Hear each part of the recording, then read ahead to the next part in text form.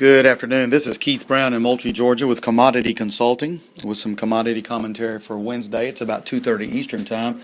Really had a setback in the markets today as different types of fundamentals are coming in to play. We did have the markets suddenly convinced about the acres and the weather turning more bearish regarding grains than anything else. But let's get right to them. Right now, the stock market's down 230 points. That's a pretty big break. We're going to have a very important jobs data number coming out from the Labor Department on Friday morning. And that's got the stock market witnessing some profit taking. And it's certainly driven the bond market up a little bit. Over in the cotton, we did not get our big zoom today. As you know, cotton has zoomed up the last couple of days quite handsomely. Spot July has been up almost 600 points. Today it's lost 100 of that. New crop December failed to execute an upside breakout, so it's really in the middle of the road here. It's around 8,500, down about 50 points. And so we do get exports tomorrow.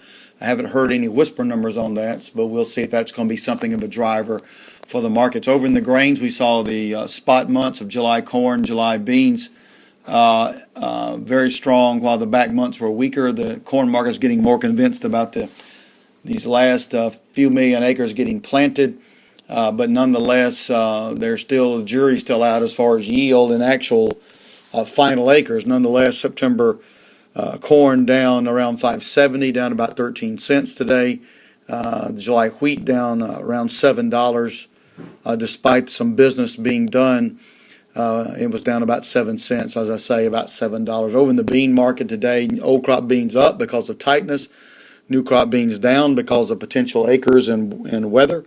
We're also just really having, I think, a setback in the bean market. Did go out around $13 today, down about 16 cents. If you look at beans on a chart, they still look good, and they were in need of a correction, and I'm thinking that's what this is. Whereas corn looks a little more bearish. And I think, generally speaking, a general comment about the weather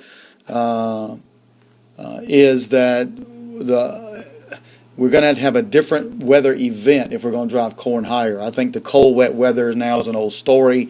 It got us to where we are, and now that cold, wet feels, which once was bullish in its effect on the market, it's now turning bearish as rain makes grain, or so the old maxim goes. So that's kind of what we're looking at there. So we do get exports again tomorrow on all these numbers. We'll see if we did any business, and then we'll go into the weekend. Have any questions or comments, give us a call at 1-800-910-1910. Thanks for listening.